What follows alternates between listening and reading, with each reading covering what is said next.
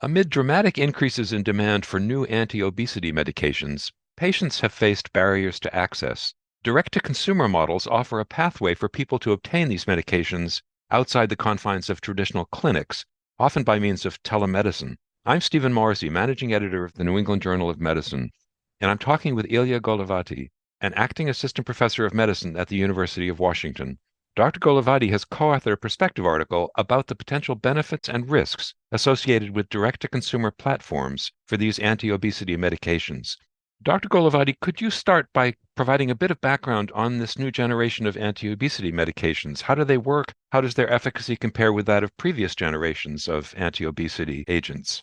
I just want to state first that the views expressed here represent my own and not the Veterans Health Administration nor the VA Puget Sound. We have a really exciting new set of medications accessible for patients for weight management. The new meds, they're GLP-1 receptor agonists. They include semaglutide or Wegovy, tirzepatide or Zepbound, and liraglutide. And the new studies, specifically the STEP study, came in 2021, found 15% weight efficacy versus 2.4 for placebo over 68 weeks. And for tirzepatide or Zepbound in the SURMOUNT study, found 21% weight efficacy versus 3% at 72 weeks. These are dramatic benefits in weight loss over a couple of years that we've seen with previous generations. And it's really generated a lot of excitement and really kind of groundbreaking in what we can do in terms of offering our patients for weight management pharmacotherapy compared to older medications that ranged in the 3 to 7, 8% range more so. But of course, with this, demand is really heightened in the last couple of years. And that's presented a lot of challenges in primary care. So, what factors have prevented some patients who may want to take these medications from getting prescriptions from their traditional care teams? I think there's a couple different factors. So one, I just want to call out the scope of this problem, which is that for weight management, roughly from half to two-thirds of adults are overweight or obese.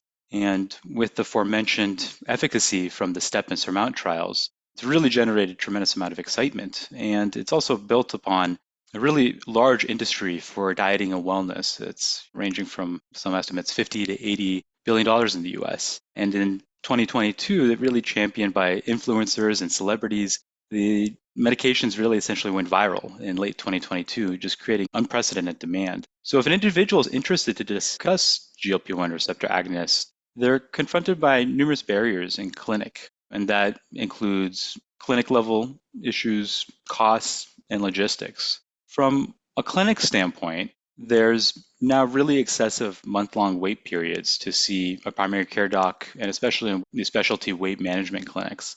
And then the second part in the clinic level is that patients with obesity increasingly felt isolated in clinic, and that includes a lot of issues around stigma and bias. It includes how patients and providers, the language used, assumptions that it's simply an activity and diet issue and it's just a matter of willpower and weight loss, and that the presumed condition that a patient might be presenting for is just related to obesity, and adults are not really being heard or listened to.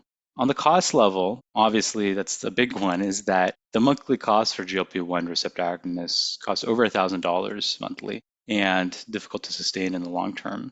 And production delays now have led to frequent disruptions in both new starts and interrupted courses of therapy. And then the third part is the coordination issue. So the criteria is confusing and varying, especially around definitions around lifestyle programs. This is based on physical and nutrition targets that are the first step for weight management and are requirements by payers for medication. And what the meaning of meaningful engagement is for these lifestyle programs really varies across payers and systems and is pretty strict sometimes. And most adults seeking weight management don't engage with lifestyle programs. And this is partly related to substantial time commitments involved in these programs and the growing shortage of affordable programs around the country. So because of these three factors, patients are increasingly looking outside the clinic walls for GLP-1 receptor agonists.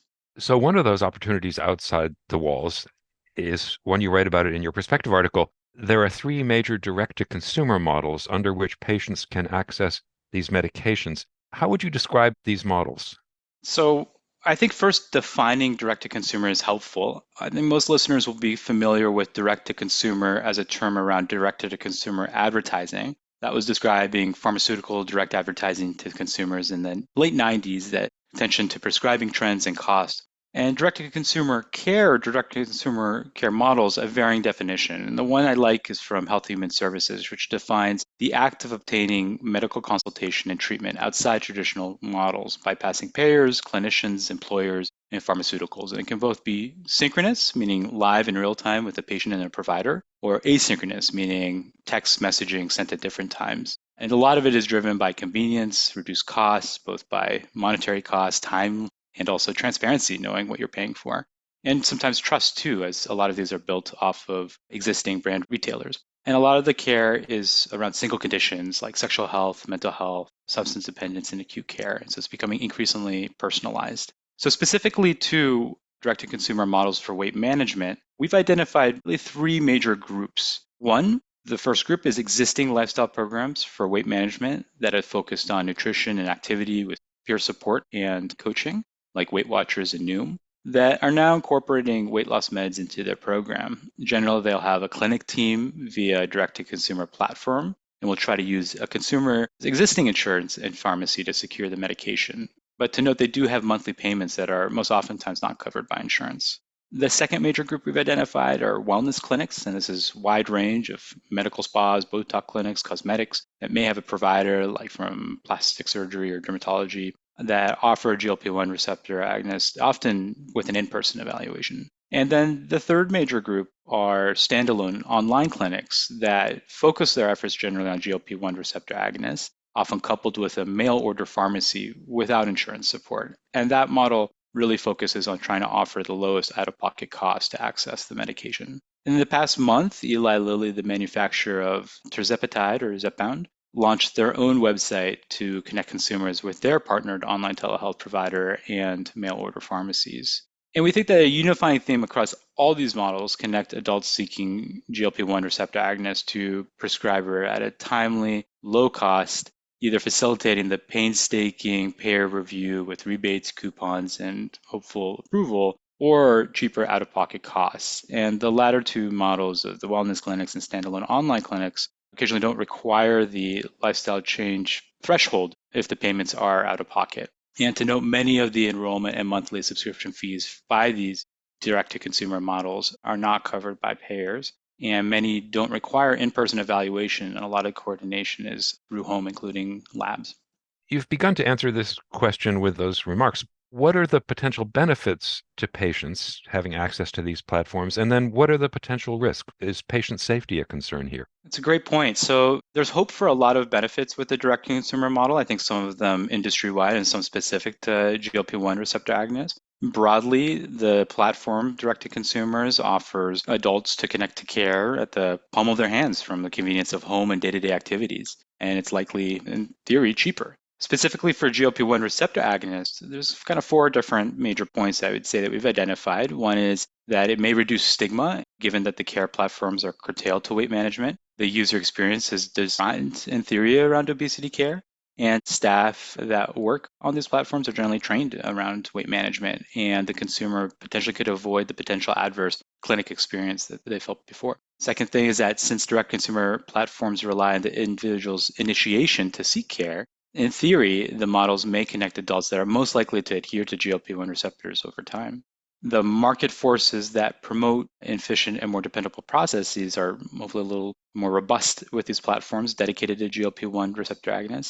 And lastly, and this is specific to the first model that we alluded to, this integrated pharmacotherapy in the lifestyle change programs, the timing of adding a GLP-1 receptor agonist to the lifestyle program may improve the engagement and retention in these programs. So during periods of high dropout, traditionally at 1 month, 3 months, when we see kind of physiologic weight plateauing or regain, offering and initiating medication, especially GLP-1, may negate that process and help an individual sustain their weight loss and continue on the program. With that said, Dr. Hagan and I, my co-author, have identified four kind of major areas of concern with the GLP-1 receptor agonists.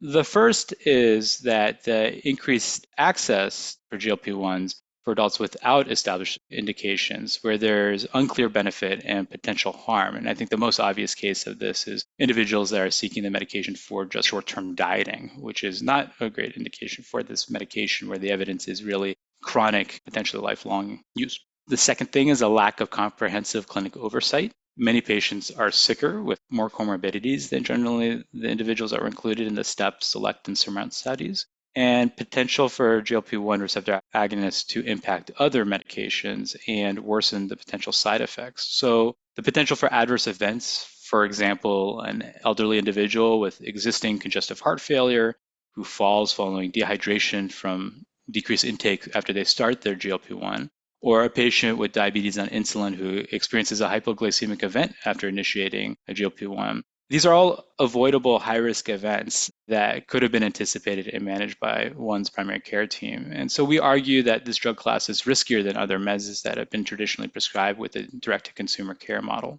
The third major issue is obviously issues around cost. While direct-to-consumer models improve access through theoretically more cheaply delivery, there are unique costs like the monthly subscription fees, which usually are initially lower and then escalate. And we feel that this could drive individuals to drop in and out of treatment, leading to weight cycling, which is weight gain and loss, and is associated with insulin resistance, dyslipidemia, hypertension, and potentially increased mortality.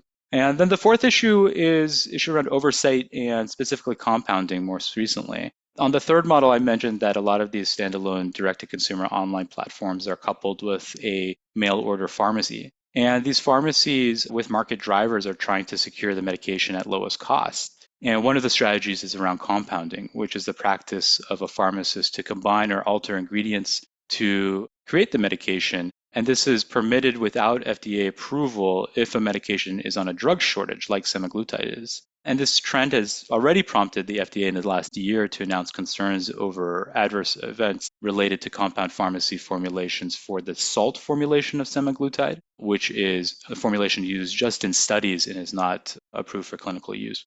And I think that speaks to more the underlying issue of who's overseeing these direct-to-consumer prescribers and models. Are they suppliers? Is it the FDA? Many of the direct-to-consumer platforms claim they are also a registry connecting prescribers to patients and not prescribers themselves. So is that under jurisdiction of U.S. Health Human Services, state medical boards? Which agency has jurisdiction is unclear in this setting. Finally, in a related perspective article, Gortmaker and colleagues discuss approaches to preventing obesity in the first place, particularly in children. So how do you think these new anti-obesity medications and broader public health strategies could be used in tandem to address the high rates of obesity that we see in the United States? Thanks for raising this critical point. And I think that really raises the issue that the focus has to be across the care continuum for obesity, focusing from prevention to treatment, and not just laying all our eggs in the basket around how do we cover these pharmacotherapy. I would call, as a internal medicine and adult medicine provider, that's from my focus, a couple of areas to target. One would be around education, targeting clinicians around being more comfortable and aware with weight management, acknowledging biases, and considering approaches weight neutral as well earlier in the care cascade for adults with overweight or class 1 obesity, potentially without other obesity related comorbidities like metabolic healthy obesity. And is there other strategies more weight neutral to offer them? I would also offer more focus on coverage for expansion for the menu of options that we have for less intensive weight neutral approaches for weight management that aren't as intensive as the lifestyle programs, for example, medically nutritionists and movement and other community-based activity programs. And then I think they're acknowledging that all these efforts don't exist in a vacuum and really targeting community and society level interventions, things around green spaces, food deserts, as our colleagues in the perspective in this journal raise, encouraging expansion of special supplemental nutrition program for women, infant, and children, school meal programs, and taxes on sugar sweetened beverages have showed some promise. And I would also add incentives towards healthy foods and restricting advertising of unhealthy foods. All these have a lot of carryover effect. At the community and household level, they have spillover effect. And as the perspective piece talks about, it has potential cost-saving measures from a preventative approach that could help offer support in the management downstream. Currently in Congress, there's the Treat and Reduce Obesity Act, which really focuses on expanding lifestyle change program and anti-obesity med coverage. And I would offer potentially offering more support on the preventative side. And if it frees up some funding, it could offer backbone support to help with the coverage of the strategies that we use for weight management. One of the strategies we offer in our perspective is to provide a certification program for monitoring these direct-to-consumer models and incentivizing patient-centered outcomes to work towards standardizing the guideline-based care for these direct-to-consumer models. And that would take some backbone support, and some of the potential funding from that could support something like that, similar to the National Diabetes Prevention Program, their diabetes recognition program that stemmed from the Diabetes Prevention Act of 2009. Thank you, Dr. Golovaty.